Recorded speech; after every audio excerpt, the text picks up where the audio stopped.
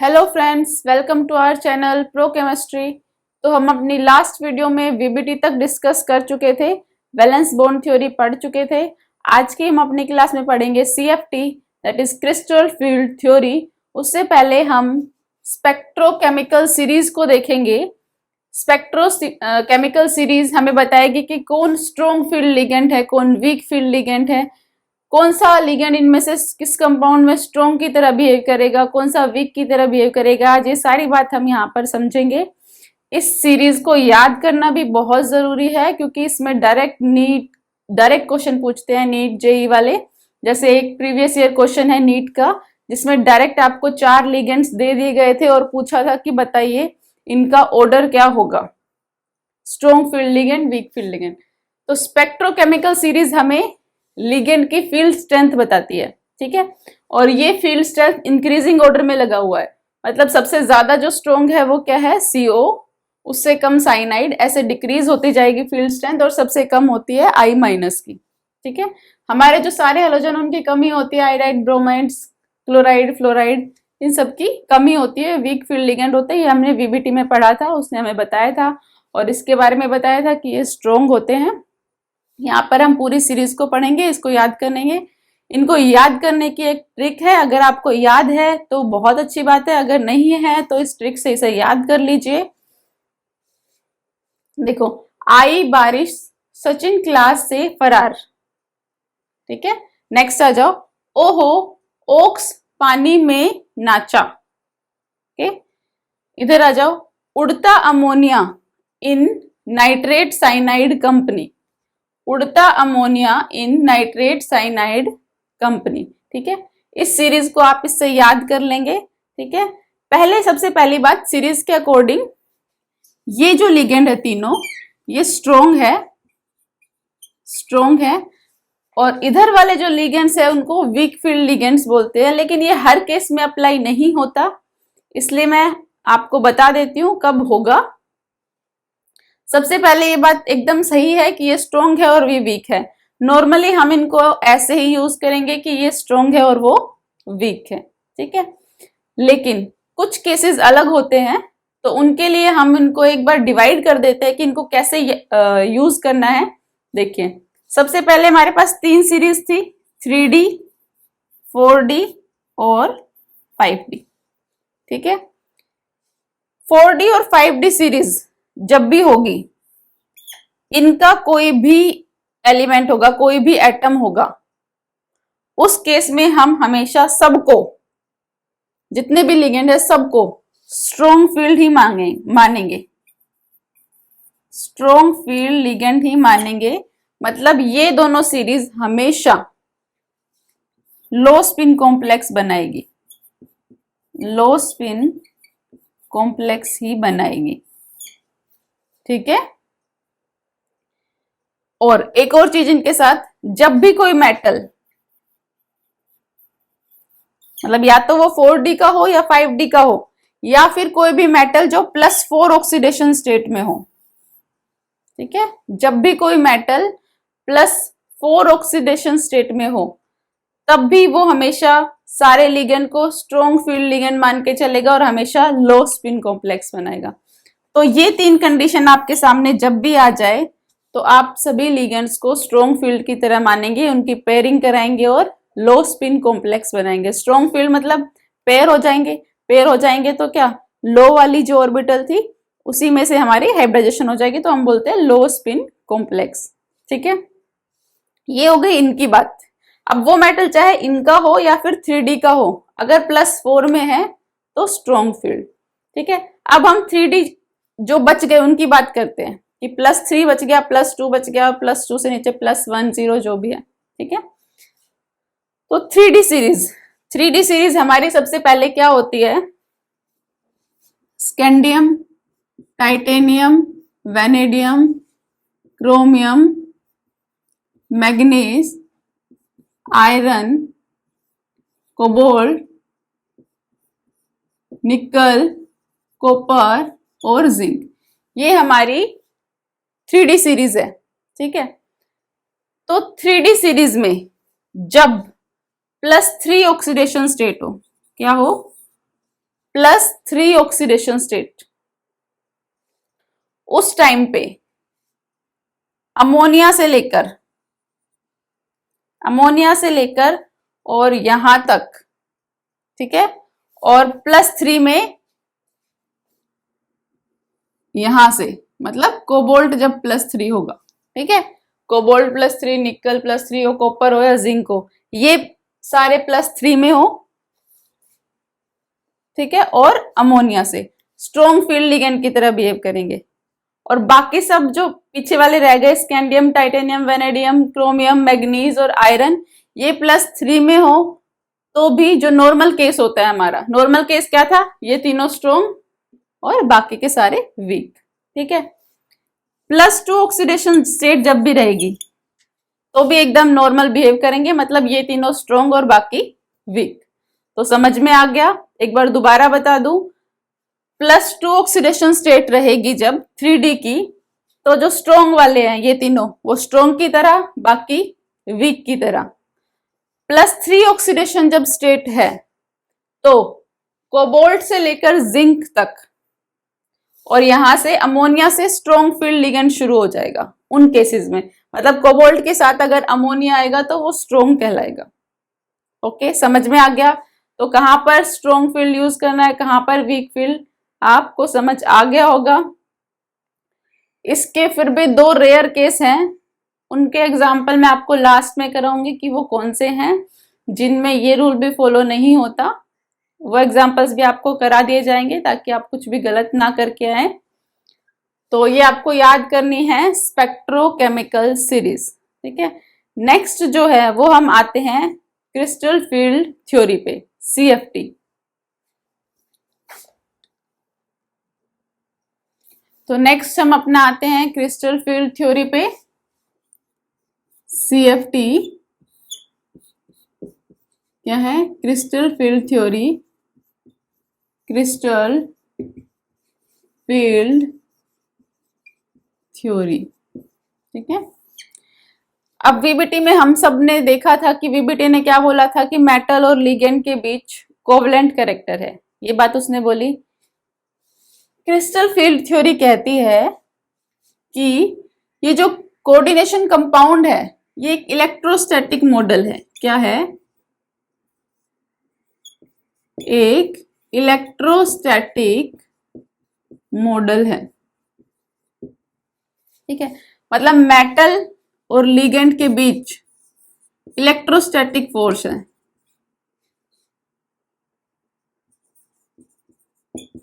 Electrostatic force है, ठीक है। मतलब इसने मेटल और लिगेंड के बीच में जो बॉन्ड है उसको आयनिक माना। क्या माना? आयनिक बॉन्ड माना इनके बीच में, ठीक है। इन्होंने कहा कि मेटल और लिगेंड के बीच में जो बॉन्ड है वो प्योरली आयनिक है, जिसमें इन्होंने बोल दिया कि जो मेटल है उसको मैं कैटायन मानता हूं, ठीक है, और जो लिगेंड है उसको पॉइंट चार्ज, ठीक है। पॉइंट चार्ज जब लिगेंड एनायन हो और डाइपोल जब लिगेंड क्या हो? न्यूट्रल हो, ठीक है। ये CFT ने बोला, ठीक है, ये इसकी अजम्पशन थी। अब इसने कहा कि आप सभी को एक चीज तो पता होगी कि डी ऑर्बिटल की शेप्स आपने पढ़ी होगी केमिकल बॉन्डिंग में, जो डी ऑर्बिटल्स होती है, ठीक है। आपको जो CFT है इसको समझने के लिए डी ऑर्बिटल्स की शेप्स पता होनी चाहिए। तो एक बार हम थोड़ा सा देख लेते हैं शेप्स, वैसे डिटेल में हम केमिकल बॉन्डिंग में पढ़ेंगे, ठीक है। तो डी ऑर्बिटल की 5, ठीक है, हम शेप्स पढ़ेंगे, 5 होती है। एक होती है DXY, ठीक है, DXY, जिसमें लोब्स क्या होती है? ये हमारी एक्सियल एक्सिस के बीच में होती है, इन बिटवीन एक्सिस के ऊपर नहीं होती, ठीक है। DXY, DYZ,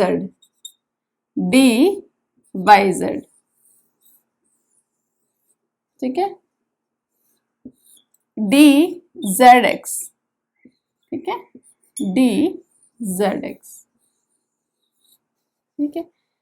ये तीन जो हमारी इन बिटवीन द एक्सिस है, एक्सिस के बीच में, ठीक है। एक हमारी होती है Z एक्सिस पे,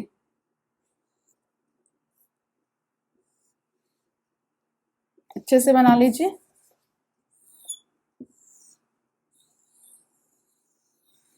ठीक है। Z एक्सिस के अलोंग इसको हम बोलते हैं DZ², और इसके बीच में रिंग होती है जहां पर नेगेटिव चार्ज डेंसिटी दिखाई शो होती है, नेगेटिव चार्ज डेंसिटी, लोब्स पे पॉजिटिव और यहां पर नेगेटिव, ठीक है। इनमें भी एक पॉजिटिव, एक नेगेटिव, एक पॉजिटिव, एक नेगेटिव, एक पॉजिटिव, एक नेगेटिव, ठीक है। लास्ट DX² माइनस Y², ठीक है, सॉरी DX² Y²। तो ये हमारी क्या होती है, X एक्सिस के अलोंग और Y एक्सिस के अलोंग, ठीक है।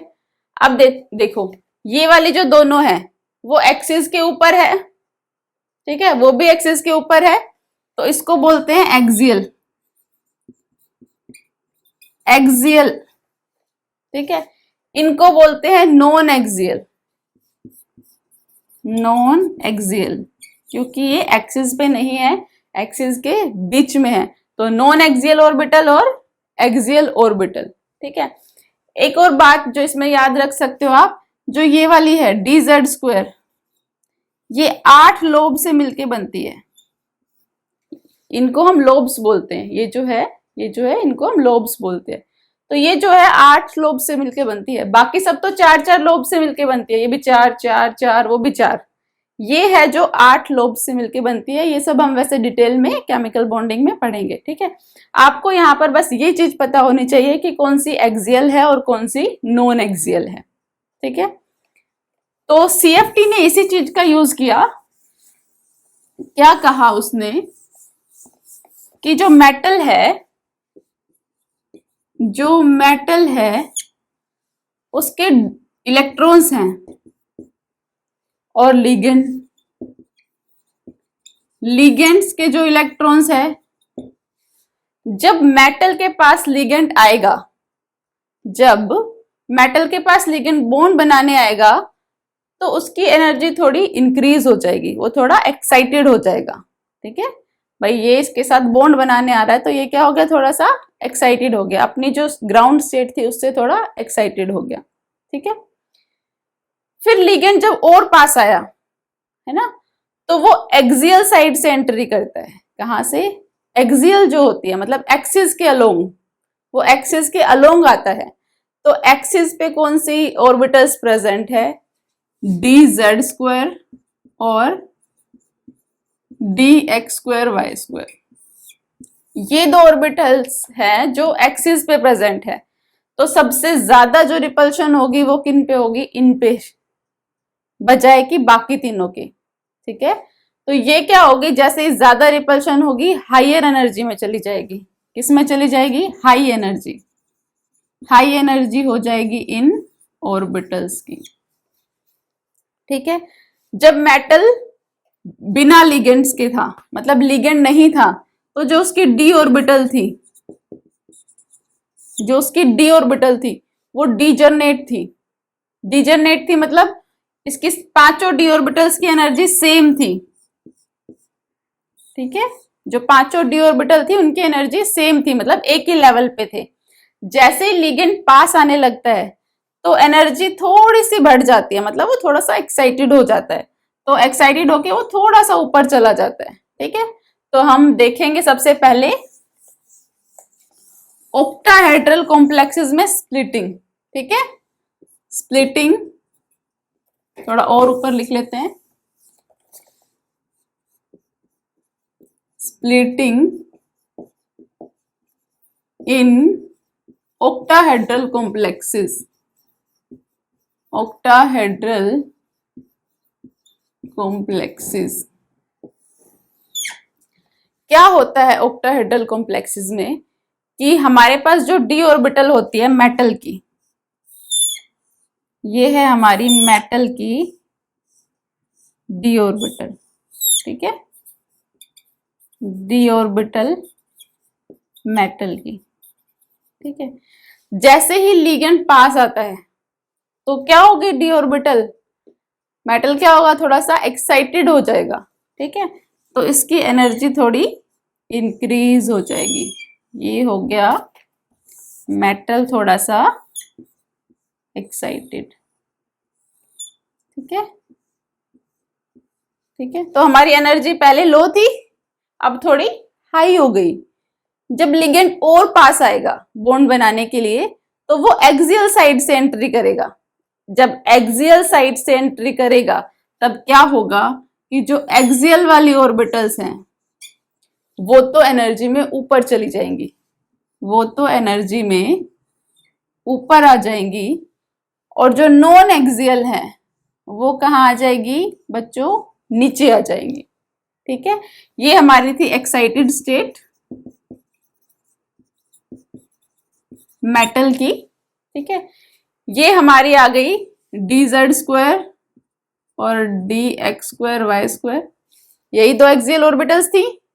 ये वाली dxy, dyz और dzx, ठीक है। यहां तक समझ आया सभी को। अभी देखो इनका जो सेंटर है उसको हम बोलते हैं बैरी सेंटर। क्या बोलते हैं, बैरी सेंटर, ओके।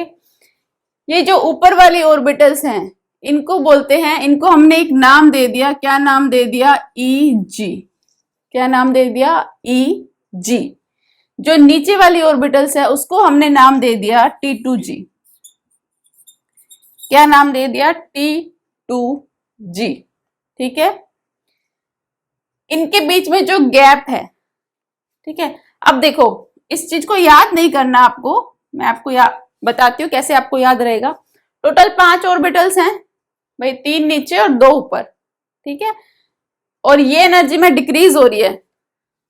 ये एक चीज और याद रखना, ये जो एक्साइटेड स्टेट है ये हमेशा एक्साइटेड स्टेट से तो कम रहेगा, लेकिन जो ग्राउंड स्टेट थी उससे हमेशा ऊपर रहेगा। जो ग्राउंड स्टेट थी उससे हमेशा एनर्जी में ऊपर रहेगा। तो इसको एक तो ये डिक्रीज हो रही है तो माइनस साइन और 2/5, ठीक है। 2/5 अमाउंट से क्या हो रहा है, डिक्रीज हो रहा है, तो 2/5 डेल्टा ओ, ठीक है। और ऊपर वाला इंक्रीज हो रहा है किससे, 3/5 डेल्टा ओ से। ये दोनों इक्वल होने चाहिए। देखो अगर हम 2/5 को मल्टीप्लाई करेंगे 3 ऑर्बिटल से क्या आ जाएगा, 6/5। अगर हम 3/5 को मल्टीप्लाई करेंगे ऊपर वाली 2 ऑर्बिटल से तो क्या आ जाएगा, 3 × 2/5, तो 6/5। तो ये इक्वल होने चाहिए। इससे आपको याद रहेगा कहाँ पे 2/5 है, कहाँ पर 3/5 है, ठीक है। इनको आप ऐसे लिखने की बजाय पॉइंट में भी लिख सकते हैं। इसको जब हम सोल्व करेंगे तो ये क्या आएगा, 0.4, तो -0.4। और इसको जब हम सोल्व करेंगे तो ये आएगा 0.6, ठीक है। तो 0.6 delta o, -0.4 delta O. Delta o stands for, जो ये ओ सबस्क्रिप्ट लगा है, ओ का मतलब ऑक्टाहेड्रल, ओ का मतलब ऑक्टाहेड्रल, ठीक है। ये जो पूरी एनर्जी है यहां से ये लेके यहां तक, इसको ही हम डेल्टा ओ बोलते हैं, मतलब CFSC। क्या बोलेंगे, CFSC, crystal field splitting energy, ठीक है, क्रिस्टल फील्ड स्प्लिटिंग एनर्जी। तो डायग्राम आपको समझ आ गया यहां तक। अभी देखो जो ये है डेल्टा ओ की वैल्यू, डेल्टा ओ की वैल्यू 2 चीज पे डिपेंड करेगी। फर्स्ट थिंग कि मेटल पे क्या चार्ज है, मेटल पे चार्ज कितना है, ठीक है। सेकंड कि लिगेंड जो हमारा, उसकी स्ट्रेंथ क्या है, वो स्ट्रोंग है या वीक है। कि फील्ड स्ट्रेंथ ऑफ लिगेंड, ठीक है, लिगेंड की जो फील्ड स्ट्रेंथ है उस पर डिपेंड करेगी। ठीक है, जितना स्ट्रोंग लिगेंड होगा, जितना स्ट्रोंग लिगेंड होगा उतनी ही ज्यादा स्प्लिटिंग होगी, उतना ही डेल्टा ओ ज्यादा होगा, मोर स्प्लिटिंग। ठीक है, जितना वीक लिगेंड होगा उतनी ही लेस स्प्लिटिंग, उतनी ही स्प्लिटिंग क्या होगी, डेल्टा ओ क्या होगा, कम। ठीक है, समझ आया। ठीक है, अब सेकंड चीज जो इसमें आती है वो क्या आएगी, अब देखो मैं एक बार यहां तक इसको रब कर रही हूं, यहां तक इसको इरेज कर दिया है। ठीक है, वो भी समझाने के लिए चाहिए तो उसे छोड़ा हो, तो इसे आपने देख लिया होगा, नोट कर लिया होगा। ठीक है, एक इसमें टर्म होते हैं कि आपको क्वेश्चन पूछते हैं कि CFSC निकालो, एनर्जी निकालो, और दूसरे जो क्वेश्चन आते हैं वो ये पूछते हैं कि अब ये जब ऑर्बिटल्स डिवाइड हो गई हैं ऊपर नीचे तो इसमें इलेक्ट्रॉन की फिलिंग करो कि इलेक्ट्रॉन कैसे फिल होंगे। ठीक है, कंपाउंड वो आपको दे देंगे। ठीक है, तो अब हम देखेंगे इलेक्ट्रॉन कैसे फिल होते हैं, इसमें इलेक्ट्रॉन की फिलिंग कैसे होती है। ठीक है, अगर देखो इलेक्ट्रॉन अगर D1 हुआ कोई, ठीक है, या D2 हुआ या D3 हुआ तो आप इजीली फिल कर सकते हैं। भाई यहीं से तो शुरू करेंगे ना, लो एनर्जी से, तो 1 के लिए यहां फिल कर देंगे, अगर D2 होगा तो भी यहां कर देंगे, D3 होगा तो भी यहां कर देंगे। यहां तक आपको कोई प्रॉब्लम नहीं थी। ठीक है, यहां तक फिल करने में आपको कोई प्रॉब्लम नहीं थी। लेकिन अगर केस आता है D4 का तो आपको दिक्कत होगी। D4 में दो ऑप्शन है, एक तो आप यहां पर आकर पेयरिंग कर दो, या फिर दूसरा ऑप्शन है कि सबसे पहले जो हुंड्स रूल कहता है उसके अकॉर्डिंग आप यहां पे चले जाओ। ये दो केस है, मतलब इसकी अब कॉन्फ़िगरेशन देखो कैसे लिखेंगे। इसके दो केस है, या तो ऐसे हो कि T2G में 3 चले जाएं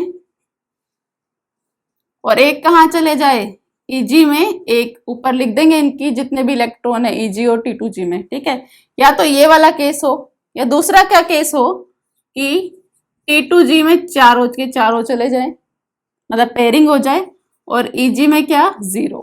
दो केस बनेंगे। तो इस केस में तो हमें वो क्या कर रहा है, पेयर कर रहा है। अगर हमें पेयर करना है तो हमें कुछ देना पड़ेगा, पेयरिंग के लिए पे करना पड़ेगा। ठीक है, पेयरिंग के लिए क्या करना पड़ेगा, पे करना पड़ेगा, पे फॉर पेयरिंग। ठीक है, मतलब कुछ देना पड़ेगा, हम स्ट्रोंग लिगेंड दे या कोई एनर्जी दे, कुछ दे, तो हमें पे करना पड़ेगा पेयरिंग के लिए। ठीक है, या हम अवॉइड कर दे, अवॉइड कर दे पेमेंट को, तो हमारी क्या चले जाएगी, यहां चली जाएगी। ये दो केसेस जो है बनते हैं। ठीक है, तो जब भी स्ट्रोंग फील्ड लिगेंड होगा, आपको पता है strong field SFL, strong field जब भी लिगेंड होगा तो क्या करेगा, पेयरिंग करेगा और इलेक्ट्रॉन्स यहीं पे फिल हो जाएगा और ऐसी कुछ बनेगी इलेक्ट्रॉनिक कॉन्फ़िगरेशन। D5 होगा तो भी अगले में डाल देंगे, D6 होगा तो भी नेक्स्ट में डाल देंगे, मतलब D6 तक जब तक ये पूरा फिल्ड नहीं हो जाता तब तक यही इलेक्ट्रॉन्स आएंगे, उसके बाद ऊपर जाएंगे Eg में। ठीक है, D7 होगा तो ऊपर जाएंगे। ये था स्ट्रोंग फील्ड लिगेंड का केस। वीक में क्या होगा, वीक में पहले ये तीनों भरेंगे, फिर वो दोनों फिल होंगे कि भाई यहाँ पे D4, D5 और D6 वाला खुद ही नीचे आ जाएगा, खुद ही पेयर हो जाएगा। ठीक है, तो ये था केस जब स्ट्रोंग फील्ड लिगेंड हो और वीक फील्ड लिगेंड हो। तो अब आपको अगर कोई फिल करने के लिए बोले तो आप फिल कर सकते हैं। स्ट्रोंग और वीक फील्ड लिगेंड आपको पता है कि इस कंपाउंड में कौन सा लिगेंड स्ट्रोंग है, कौन सा वीक है। ठीक है, नेक्स्ट हमारे जब हमें फिलिंग करनी आ गई तो हमारे पास एक और चीज आती है निकालने के लिए, दैट इज CFSC। CFSE मतलब क्रिस्टल फील्ड स्प्लिटिंग एनर्जी, अगर आपको निकालने को बोले। ठीक है, तो देखो एक तो ये केस था, मान लो हमारे पास D6 है, D6 का केस है। ठीक है, D6 में क्या होगा, एक तो ये होगा 1 2 3 4 5 और 6, एक तो ये केस हो। ठीक है, दूसरा केस क्या हो D6 का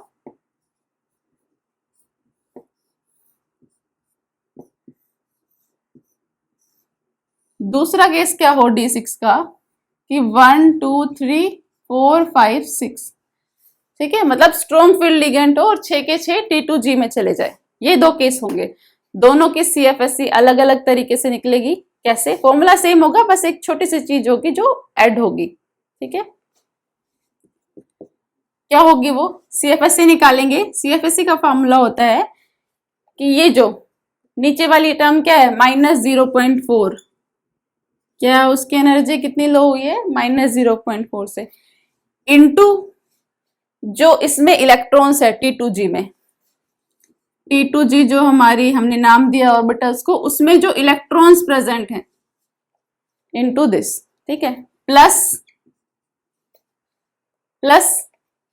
0.6 ऊपर वाले की एनर्जी इनटू Eg में जो इलेक्ट्रॉन्स है वो, ठीक है, इनटू डेल्टा ओ, पूरे ब्रैकेट के बाहर, मतलब पूरी टर्म से इनटू कर देंगे हम डेल्टा ओ को, ठीक है। एक चीज और आती है इसमें, क्या? Pairing energy. हमें ऐड करनी है पेयरिंग एनर्जी, ठीक है। अब देखो दोनों केस में अलग अलग होगा। इसमें तो पेयरिंग एनर्जी होगी ही नहीं। पेयरिंग एनर्जी को हम P से रिप्रेजेंट कर देते हैं। पेयरिंग एनर्जी देखो, इसमें तो हमें पेयर कराना ही नहीं पड़ा, है ना, अपने आप पेयर हुआ है कि 1 2 3 4 5 6, ठीक है। तो जो ये वाले केस होते हैं हाई स्पिन वाले, मतलब ऊपर जाता है फिर नीचे आता है इलेक्ट्रॉन, उसमें पेयरिंग एनर्जी नहीं होती, तो इसमें हम पेयरिंग एनर्जी यूज नहीं करते, ठीक है। No pairing energy. High spin complex जो होगा उसमें हम पेयरिंग एनर्जी को यूज नहीं करेंगे, ठीक है। अगर हमें CFSC निकालनी है लो स्पिन की, लो स्पिन कॉम्प्लेक्स की, लो मतलब भाई लो और हाई में कंफ्यूज मत होना। लो मतलब यहीं पे पेयरिंग, नीचे वाली ऑर्बिटल मतलब लो ऑर्बिटल, इसी में पहले पेयरिंग हो जाए तो लो स्पिन कॉम्प्लेक्स बनेंगे, है ना। तो इनकी क्या होगी? -0.4 इंटू T2G के इलेक्ट्रॉन प्लस 0.6 इंटू Eg के इलेक्ट्रॉन, ठीक है, इंटू डेल्टा ओ, प्लस यहाँ पे पेयरिंग एनर्जी और ऐड होगी। अब पेयरिंग एनर्जी कितनी ऐड होगी? देखो D6 का केस था सेम, एक तो नॉर्मली उसमें पेयर हो रहा था तो उसको नहीं लेंगे, जो नॉर्मली ही हो, मतलब हाई स्पिन में भी हो जा रहा है, उस पेयरिंग को नहीं लेंगे। जो हमने करवाई है एक्स्ट्रा, सिर्फ उसका लेंगे। तो 2 एक्स्ट्रा करवाई है हमने, तो यहाँ पर क्या जोड़ देंगे? 2p, ठीक है। P stands for pairing energy, ठीक है, तो यहाँ पे 2p जोड़ देंगे, ठीक है। अब सोल्व आप इजीली कर सकते हो, जैसे -0.4। अब देखो उस वाले केस का है लो स्पिन का, इसका Eg में इलेक्ट्रॉन कितने हैं? 0, तो इंटू 0 प्लस 0.6, सॉरी -0.4, इसमें इलेक्ट्रॉन्स कितने हैं? 0.4 तो ये वाला है ना, नीचे वाला, तो कितने इलेक्ट्रॉन है? 6, ठीक है, प्लस 0.6 इंटू Eg के इलेक्ट्रॉन्स, Eg में कितने इलेक्ट्रॉन है? 0, तो ये हो गया 0, ठीक है। और डेल्टा ओ की वैल्यू आपको क्वेश्चन में देगा, नहीं देगा तो ऐसे ही छोड़ देना, डेल्टा ओ ऐसे ही ऑप्शन होगा, डेल्टा ओ के साथ प्लस 2 पेयरिंग एनर्जी, ठीक है। तो आप सोल्व कर सकते हैं इनको, तो ये हो गया 2.4, ये तो 0 हो गई टर्म, तो 2.4 डेल्टा ओ प्लस 2p, ये आ गई इसकी CFSC, ठीक है। CFSC निकाल लेंगे तो क्वेश्चन अगर CFSC पे आएगा तो भी निकाल लेंगे, अगर आपसे इलेक्ट्रॉनिक कॉन्फ़िगरेशन पूछी जाए तो भी कर लेंगे, कोई डाउट है इसमें? ठीक है। नेक्स्ट टॉपिक जो हम आता है,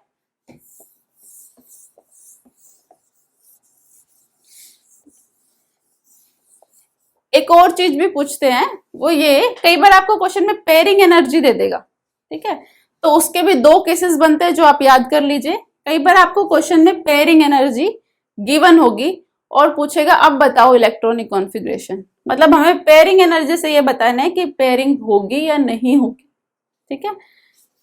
तो जब भी वहां पे आपको डेल्टा ओ की भी वैल्यू दी होगी, है ना, डेल्टा ओ कम हो पेयरिंग एनर्जी से, मतलब पेयरिंग एनर्जी हो ज्यादा हो, P for pairing energy.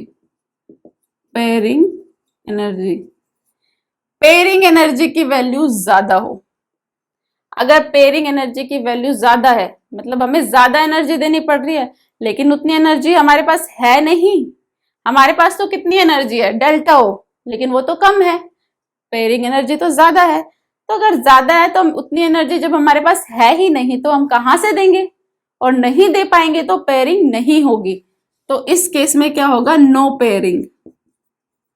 No pairing, इस केस में कोई पेयरिंग नहीं होगी। और पेयरिंग अगर नहीं होगी तो आप इलेक्ट्रॉनिक कॉन्फ़िगरेशन लिख सकते हैं। ठीक है, नेक्स्ट, अगर आपको डेल्टा ओ ज्यादा दे दे पेयरिंग एनर्जी से, मतलब अब पेयरिंग एनर्जी कम है और डेल्टा ओ जो हमारे पास एनर्जी है वो ज्यादा है, तो इस केस में क्या होगी, हम आराम से पेयरिंग कर सकते हैं। हम पेयरिंग एनर्जी हम पेयर करने के लिए जो एनर्जी देना चाहते हैं, जो पे करना चाहते हैं, जो अमाउंट, वो हम दे सकते हैं क्योंकि हमारे पास इतनी एनर्जी है। ठीक है, तो पेयरिंग एनर्जी की वैल्यू जब कम होगी तो वहां पर पेयरिंग होगी, और पेयरिंग जब होगी तो आपको इलेक्ट्रॉनिक कॉन्फ़िगरेशन लिखनी आती है। ठीक है, नेक्स्ट आएगा, अब हमने पढ़ लिया कि splitting in octahedral complex.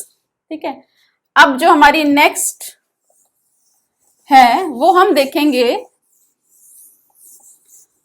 Splitting in tetrahedral complex.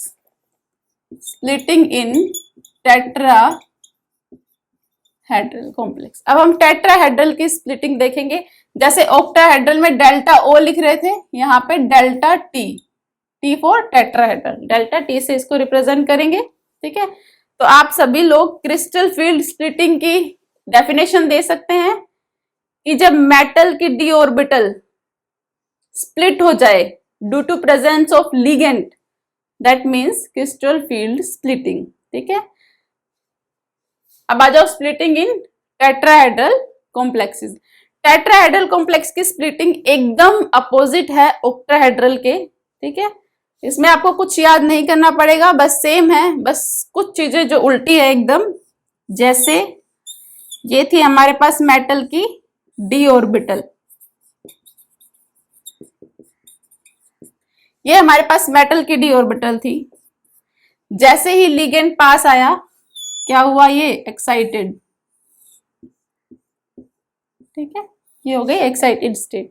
ठीक है, उसके बाद इसमें क्या होगा कि जो हमारे उसमें क्या हो रहा था, जो ईजी थी, जो एक्सियल वाली ऑर्बिटल्स थी वो ऊपर जा रही थी और जो नॉन एक्सियल थी वो नीचे थी।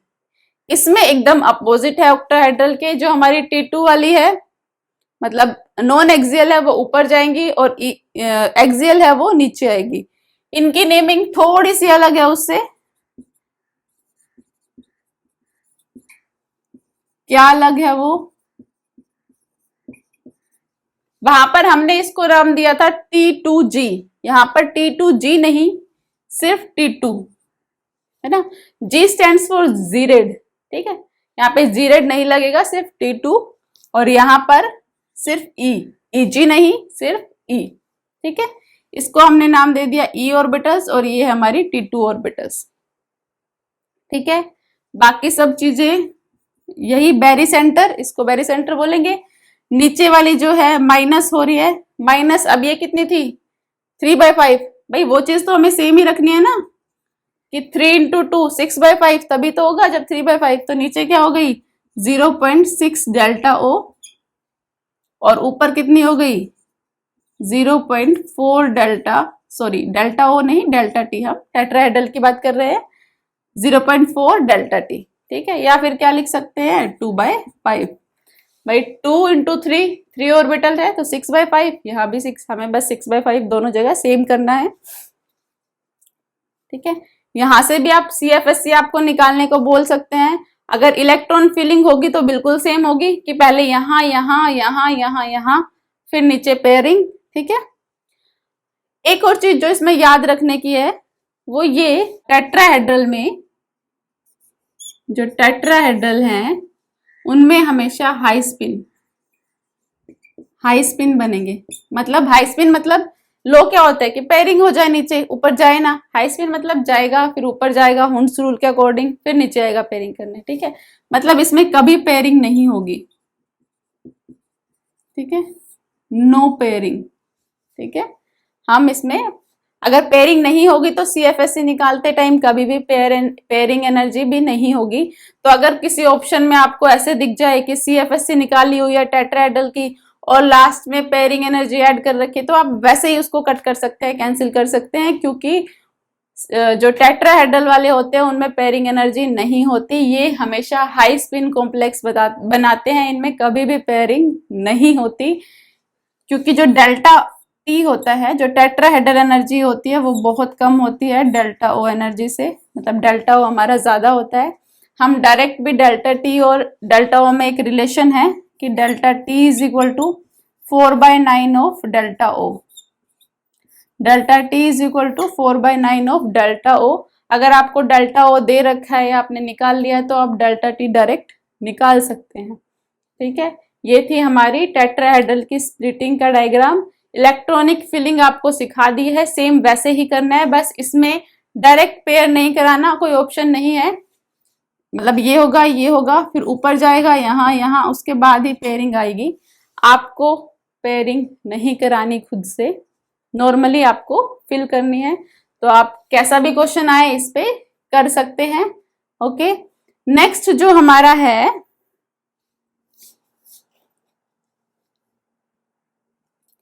नेक्स्ट जो हमारी है कुछ लिमिटेशन इसकी, कि भाई इसके बाद जो थ्योरी आती है ligand field theory, molecular orbital theory, ठीक है। तो इसकी कुछ लिमिटेशंस थी जिनको एक्सप्लेन उन्होंने किया। तो वो लिमिटेशंस क्या थी? वो लिमिटेशन ये थी कि क्रिस्टल फील्ड थ्योरी ने सिर्फ आयनिक कैरेक्टर को माना, उसने कोवलेंट का कहीं नाम नहीं लिया, ठीक है। जब हम एमओटी पढ़ते हैं, आगे वाली थ्योरी पढ़ते हैं, उन्होंने दोनों कैरेक्टर लिए, मतलब आयनिक भी और कोवलेंट भी। अभी प्रॉब्लम क्या हुई, इन्होंने बोला कि आयनिक कैरेक्टर माना कि आयनिक कैरेक्टर होता है, और पॉइंट चार्ज इन्होंने मान लिया लिगेंड को, ठीक है। अब लिगेंड को पॉइंट चार्ज माना, इसका मतलब ये कि जो भी सबसे हाईली जो चार्ज होंगे, हाईली नेगेटिव चार्ज, वो तो स्ट्रॉन्ग फील्ड होने चाहिए एकदम। अब इसमें हाईली जैसे फ्लोरीन, क्लोरीन, ब्रोमीन, तो बहुत स्ट्रॉन्ग फील्ड लिगेंड होने चाहिए, लेकिन हमने क्या पढ़ा सीरीज में, ये तो वीक फील्ड लिगेंड होते हैं, ठीक है। तो इन्होंने जो क्या है कोवलेंट कैरेक्टर को नहीं देखा, कि कोवलेंट कैरेक्टर को नहीं लिया इन्होंने अपनी थ्योरी में, यही इनकी लिमिटेशन थी। जो एमओटी और एलएफटी मतलब ligand field theory, MOT molecular orbital theory, इन्होंने इस लिमिटेशन को दूर किया, उन्होंने अपनी थ्योरीज दी। आपको अभी यहीं तक पढ़ना है, ठीक है। नेक्स्ट हमारा क्या है, ठीक है। आपको कई बार क्वेश्चन आ जाता है कि मैग्नेटिक मोमेंट निकालो, मैग्नेटिक मोमेंट, ठीक है। तो मैग्नेटिक मोमेंट निकालने का फॉर्मूला होता है, ये जो फॉर्मूला मैं करा रही हूं वो सिर्फ स्पिन ओनली मैग्नेटिक मोमेंट है, स्पिन ओनली मैग्नेटिक मोमेंट, ठीक है। मैग्नेटिक मोमेंट को हम न्यू से रिप्रेजेंट करते हैं, ठीक है। तो फॉर्मूला होता है mu is equal to n into n+2 पूरे पे अंडर रूट, ठीक है। पूरे पे अंडर रूट, अंदर n+2। यहाँ पे n हमारा क्या है, नंबर ऑफ अनपेयर्ड इलेक्ट्रॉन्स। अब जब आपको फिलिंग करनी आ गई है वीबीटी में भी, सीएफटी में भी, तो आपसे किसी का भी मैग्नेटिक मोमेंट निकालने को पूछ सकता है, तो आप इस फॉर्मूले से निकाल सकते हो। आप नंबर ऑफ अनपेयर्ड इलेक्ट्रॉन आपको पता है, अगर आपको फिलिंग करनी आ गई है इलेक्ट्रॉन की, तो यहाँ पे आप number of unpaired electron put कीजिए और वैल्यू निकालिए, ठीक है। कई बार पेपर में टाइम नहीं होता कैलकुलेशन के लिए, तो आपको एक छोटी सी शॉर्ट ट्रिक बता रही हूँ जिससे आप डायरेक्ट लिख सकते हैं, ठीक है। वो क्या है कि जब भी आपके पास अनपेयर्ड, ये आपके पास अनपेयर्ड इलेक्ट्रॉन है और ये है हमारी मैग्नेटिक मोमेंट की वैल्यू, ठीक है। अगर अनपेयर्ड इलेक्ट्रॉन 1 हो तो वैल्यू होती है 1.7। अगर unpaired electron n is equal to 2 हो तो वैल्यू होती है 2.8। अगर 3 हो तो वैल्यू होती है 3.9। अगर 4 हो तो वैल्यू होती है 4.9। अगर 5 अनपेयर्ड इलेक्ट्रॉन हो तो वैल्यू क्या होती है 5.9।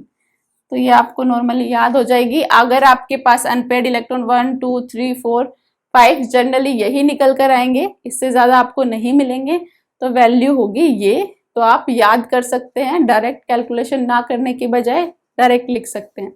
ठीक है, नेक्स्ट अब हमारे हैं कुछ प्रीवियस ईयर क्वेश्चन जो नीट और जेई में आए हुए हैं, वो हम यहाँ पर देखते हैं। उससे पहले एक छोटा सा टॉपिक है जो एनसीईआरटी में नहीं है, मतलब बोर्ड वालों के लिए वो नहीं है, सिर्फ नीट और जेई में उसके क्वेश्चंस पूछे जाते हैं, तो वो हम एक बार देख लेते हैं। ठीक है,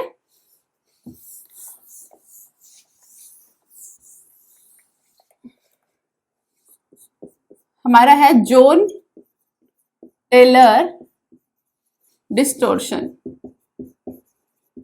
जोन टेलर डिस्टोर्शन या जोन टेलर इफेक्ट।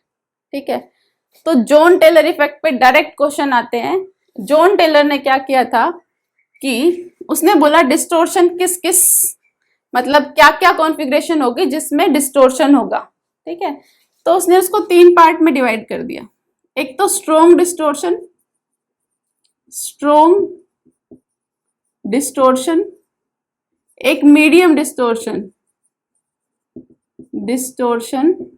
और एक नो डिस्टोर्शन, जब डिस्टोर्शन नहीं होगा, नो डिस्टोर्शन।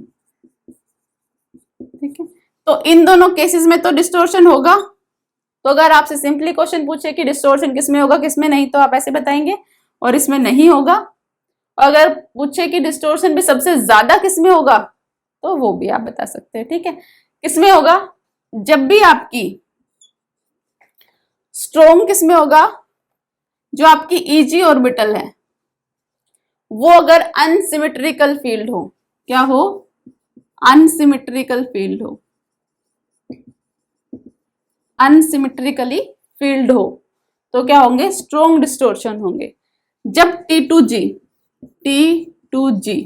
ये भी अनसिमेट्रिकली फील्ड हो, क्या हो, अनसिमेट्रिकली फील्ड हो, तो भी क्या होंगे, डिस्टोर्शन होंगे। और हमारी जो EG और T2G दोनों ही जब सिमेट्रिकली फील्ड हो, मतलब उसमें सिमेट्रिकली इलेक्ट्रॉन फील्ड हो, तो क्या होगा, डिस्टोर्शन नहीं होगा। सिमेट्रिकल और अनसिमेट्रिकल से क्या मतलब है, जैसे मान लो कि ये आपकी थी, ठीक है, ये आपकी है T2G और ये है EG। ठीक है, सिमेट्रिकल से मेरा मतलब है कि ये जो तीनों ऑर्बिटल हैं वो सेम रहे, या तो तीनों खाली रहे तो सिमेट्रिकल है, अगर तीनों में एक एक रहे तो भी सिमेट्रिकल है, भाई तीनों सेम है ना। अगर तीनों में दो दो रहे तो भी सिमेट्रिकल है। ठीक है, सेम इसका केस है, अगर एक होगी तो अनसिमेट्रिकल, भाई इसमें एक इलेक्ट्रॉन है ये खाली है। अगर दोनों खाली हुई तो मतलब सिमेट्रिकल है ना, सिमेट्रिकल मतलब बराबर है। ठीक है, और दोनों में एक एक है तो भी बराबर है, मतलब सिमेट्रिकल है। अगर एक में दो है और एक में एक है तो क्या हो गई, अनसिमेट्रिकल हो गई, है ना। तो ऐसे हमने सिमेट्रिकल और अनसिमेट्रिकल को डिफाइन किया है। जैसे अगर ईजी में अगर एक हुआ, ईजी में एक का मतलब क्या है कि यहाँ पे एक है ये खाली है, तो ये अनसिमेट्रिकल, मतलब जैसे EG1 हो। ठीक है, अगर 2 होगी तो वो तो सिमेट्रिकल में आ जाएगी, 2 होगी तो किस में आ जाएगी, सिमेट्रिकल में आ जाएगी वो तो उसमें तो डिस्टोर्शन नहीं होगा। ठीक है, अगर EG3 हो तो क्या होगी, EG अगर 3 हो तो क्या होगा, अनसिमेट्रिकल में, है ना। ऐसे ही इसका भी, अगर T2G1 हो तो मतलब अनसिमेट्रिकल फील्ड है, 2 हो तो भी अनसिमेट्रिकल, लेकिन अगर 3 है तो तीनों में एक एक एक, मतलब सिमेट्रिकल। ऐसे ही अगर T2G4 है तो वो भी अनसिमेट्रिकल है, T2G5 है तो भी वो अनसिमेट्रिकल है, 6 है तो क्या है, सिमेट्रिकल है। ठीक है, एक तो डायरेक्ट क्वेश्चन ऐसे ही पूछ लेगा, या आपको वो दे देगा कि मान लो कोई भी कंपाउंड है, मान लो D9, उसकी जो कॉन्फ़िगरेशन है हमारी वो D9 है, और उसने बोल दिया कि ये लो स्पिन है, तो बताओ डिस्टोर्शन है या नहीं है। तो लो स्पिन का मतलब क्या है? लो स्पिन है, ये आपने भी देख लिया, स्ट्रॉन्ग फील्ड अगर कोई लिगेंड लगा है तो लो स्पिन है ना, कुछ भी हो सकता है। तो लो स्पिन है तो उसका क्या मतलब है? 1 2 3, और लो है तो मतलब पहले नीचे ही फिल करेंगे, ये लो, ठीक है। 6 7 8 9, 9 तक फिल्ड हो गए, 9 तक फिल्ड हो गए मतलब इजी। ये तो सिमेट्रिकल है, लेकिन ये क्या है? अनसिमेट्रिकल है ना। ये क्या है? अनसिमेट्रिकल, मतलब यहाँ क्या होगा? जॉन टेलर डिस्टोर्शन होगा यहाँ पर, ठीक है। तो अगर इस पे कोई क्वेश्चन आएगा तो डायरेक्ट पूछेंगे, तो आप कर देना, कर सकते हैं, ठीक है। नेक्स्ट हमारे हैं कुछ प्रीवियस ईयर क्वेश्चन है नीट और जेई के, जो हम अभी डिस्कस करेंगे यहाँ पर। तो शुरू करते हैं।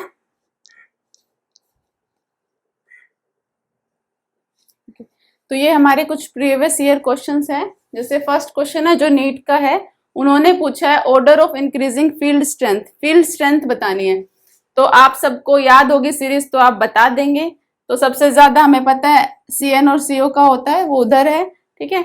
इनमें आप कंफ्यूज हो सकते हैं, अगर आपको याद होगा तभी बताएं, क्योंकि ये भी वीक होता है, हमें भी पढ़ते हैं, ये भी वीक ही होता है, स्टार्टिंग में ही होता है ना लिगेंड्स के, तो ये भी वीक होता है, ठीक है।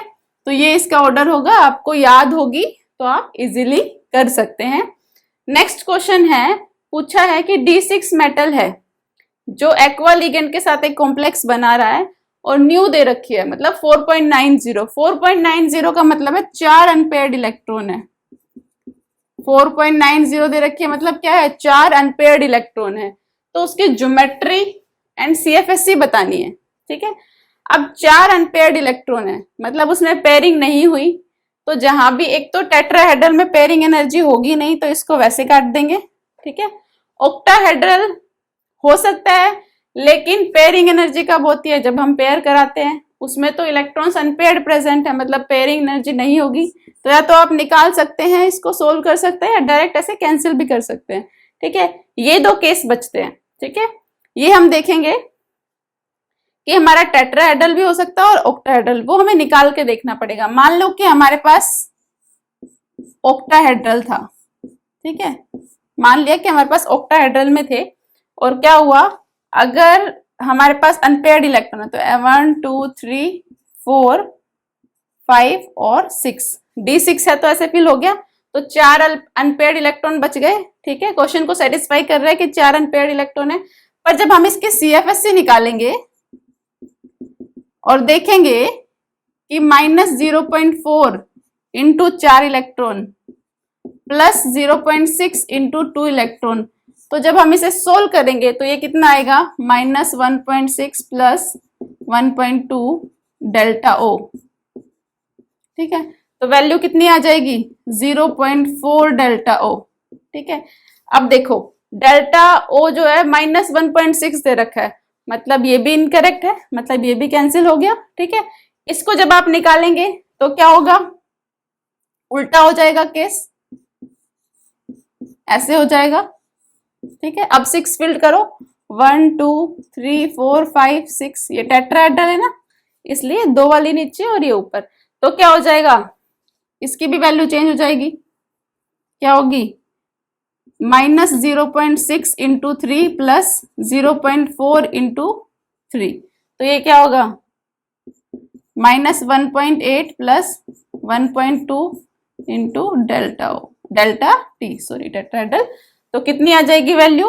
-0.6, ठीक है। टेट्राहेड्रल में हमारी कितनी है? -0.6, तो ये ऑप्शन क्या हो जाएगा? करेक्ट हो जाएगा।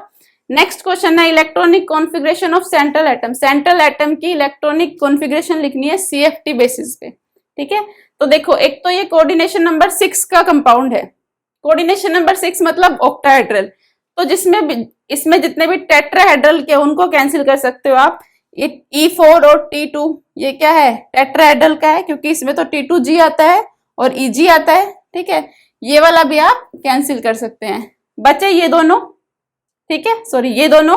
तो आपको पता है कि CN एक स्ट्रॉन्ग फील्ड लिगेंड है, स्ट्रॉन्ग है तो क्या करेगा? पेयरिंग करेगा, पेयरिंग करेगा तो क्या होगा? पहले ये पूरा फील्ड होगा, उसके बाद EG, तो पहले T2G में 6 जाएंगे, EG 0 रहेगा। भाई D6 है ना, आयरन जो है +2 आएगा इसमें, आयरन +2 में क्या हो गए? D6 इलेक्ट्रॉन्स होंगे। ठीक है, तो 6 इलेक्ट्रॉन पहले पेयरिंग होंगे और यहाँ फिल होंगे। कर लेंगे। एक और क्वेश्चन आपसे पूछा गया था नीट का, ठीक है, जॉन टेलर डिस्टोर्शन पे, जॉन टेलर डिस्टोर्शन, JTD मैं लिख रही हूँ शॉर्ट फॉर्म में, जॉन टेलर डिस्टोर्शन।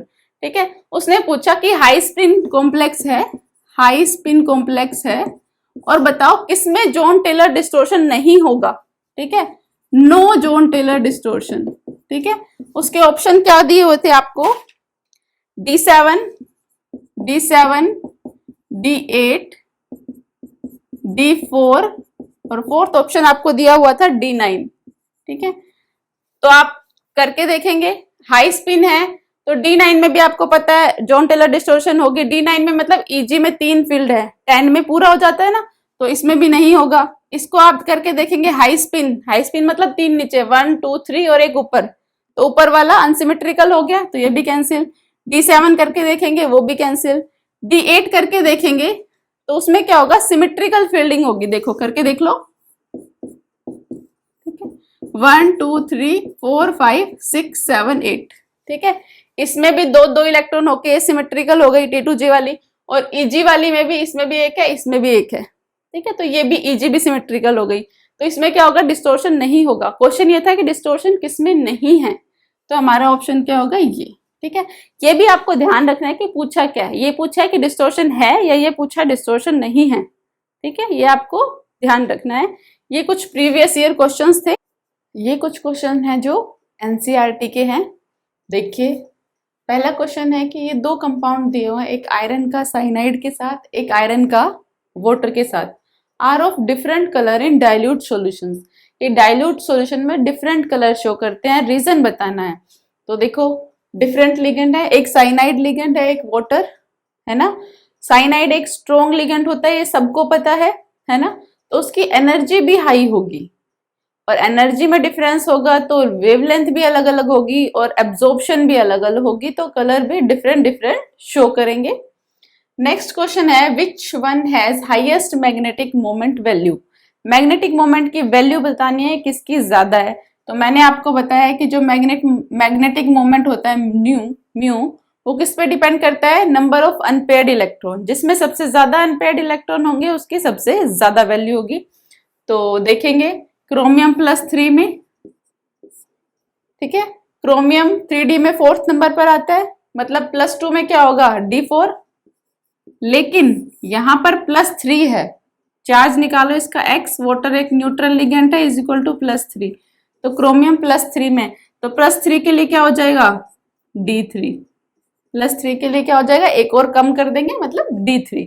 तो D3 मतलब 3 अनपेयर्ड इलेक्ट्रॉन, 1 2 3। ठीक है, 3 अनपेयर्ड इलेक्ट्रॉन है। इसमें आ जाओ Fe+2, Fe+2 में कितने होते हैं, D6। D6 मतलब 1 2 3 4 5 6।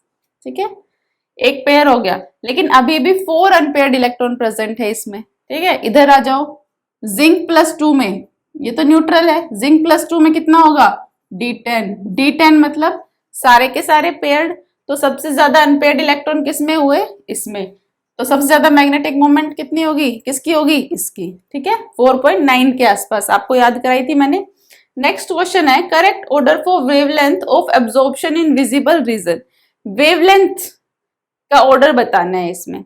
अब हम सबको पता है कि जो स्ट्रॉन्ग लिगेंड होता है उसकी एनर्जी सबसे ज्यादा होती है, तो इसमें स्ट्रॉन्ग कौन सा है सबसे, ये। तो अगर एनर्जी की टर्म्स में देखें तो सबसे ज्यादा स्ट्रॉन्ग है ये, फिर है अमोनिया और फिर है वाटर। लेकिन हमें एनर्जी नहीं बतानी, हमें वेवलेंथ के बारे में बताना है। तो सबने एनर्जी का फॉर्मूला पढ़ा होगा, E is equal to hc/λ। मतलब जो एनर्जी होती है वो वेवलेंथ, लैम्डा किसको बोलते हैं, वेवलेंथ के लिए इनवर्सली प्रोपोर्शनल होती है, मतलब एनर्जी का उल्टा होगा वेवलेंथ। तो सबसे ज्यादा किसमें होगी, H2O में, अगर हम वेवलेंथ की बात करेंगे, फिर अमोनिया की, और फिर इसकी। तो ऑर्डर लिख देंगे, सबसे पहले ये वाला कॉम्प्लेक्स, फिर ये वाला कॉम्प्लेक्स, और फिर ये वाला कॉम्प्लेक्स। ठीक है, कुछ 2 एग्जाम्पल मैंने आपको बोला था कि कुछ रेयर केस है जिसमें ये स्ट्रॉन्ग फील्ड लिगेंड वाला और वीक फील्ड लिगेंड वाला जो हमने बनाया है वो काम नहीं करता, तो वो ये है। एक तो ये एग्जाम्पल है, देखो इसमें क्या होगा, K पॉजिटिव निकल जाएगा तो ये आ जाता है हमारा ये, ठीक है। तो इसमें निकल की ऑक्सीडेशन स्टेट क्या होगी, X, एक क्लोरीन के -1 तो 4 क्लोरीन का -4 इज इक्वल टू -1, तो X यहां से क्या आ गया, +3, X क्या आ गया, +3, ठीक है। +3 में निकल कितना होगा, देखो +2 में हमें पता है कि D8 होता है, तो +3 में कितना होगा, D7, ठीक है। तो +3 में D7 जब होगा तो मतलब कुछ ऐसी इलेक्ट्रॉनिक कॉन्फ़िगरेशन होगी, 1 2 3 4 5 6 7 ऐसी, ठीक है। अब क्लोरीन तो वीक फील्ड लिगेंड है ना, क्लोरीन वीक फील्ड लिगेंड है, तो हमारी वीबीटी क्या कहती है कि एक इसका 1, एक इसका और 3 इसके, 1 2 3, तो क्या बन जाएगा, sp3, क्योंकि 4 है ना तो sp3 टेट्राहेड्रल बन जाएगा। लेकिन यहाँ पर sp3 टेट्राहेड्रल नहीं बनता, ये स्क्वायर प्लेनर होता है। क्या होता है, स्क्वायर प्लेनर होता है। एक इलेक्ट्रॉन चला जाता है अगली एक्साइटेड स्टेट में और ये खाली हो जाता है, तो यहाँ से dsp2 बनाता है, एक d लेगा, एक s लेगा और 2 p लेगा। एक इलेक्ट्रॉन एक्साइट होके अगली ऑर्बिटल्स में चला जाता है, p ऑर्बिटल में चला जाएगा यहाँ पर, ठीक है, और ये खाली हो जाएगा और ये बनाएगा dsp2। क्या बनाएगा, dsp2, स्क्वायर प्लेनर, ठीक है। सेम और एक एग्जांपल मैंने आपको करने को दी था, COC2O4 होल थ्राइस -3, उसमें गलती से यहाँ पे 6 लिखा गया था, तो उसे करेक्ट कर लेना क्योंकि ये बाइडेंटेट लिगेंड है, और तो 3 के लिए 6 कोऑर्डिनेशन नंबर हो जाएगा, 1 के लिए 2 है तो 3 के लिए 6। इसमें भी क्या होता है, CO की +3 ऑक्सीडेशन स्टेट यहां से आती है, तो यहाँ पे क्या हो जाएगा, D7 होता है +2 के लिए, तो +3 के लिए कितना हो जाएगा, D6, है ना। तो D6 में जब हम इसकी इलेक्ट्रॉनिक कॉन्फ़िगरेशन फिल करेंगे 1 2 3 4 5 6, है ना, ऐसा कुछ आएगा। लेकिन C2O4 हमारा वीक लिगेंड है, वीक लिगेंड है मतलब पेयरिंग नहीं हो जाएगी, नहीं होगी मतलब ये पैरामैग्नेटिक है। लेकिन जो हमारे वीबीटी ने इसको बोला कि एक्सपेरिमेंट से निकाला कि ये डायमैग्नेटिक है। डायमैग्नेटिक है मतलब इसमें जो इलेक्ट्रॉन्स है वो पेयरिंग में प्रेजेंट है, ठीक है। तो इलेक्ट्रॉन्स क्या होंगे, पेयर हो जाएंगे और ये खाली हो जाएंगे, और ये बनाता है D2sp3। क्या बनाता है, D2sp3, ठीक है। तो इन दोनों को हम याद रखेंगे, एक ये और एक ये, ओके। तो अगर आपको वीडियो पसंद आती है तो लाइक शेयर एंड सब्सक्राइब जरूर करिए। अपनी नेक्स्ट वीडियो में हम इसका बचा हुआ पार्ट पूरा करेंगे।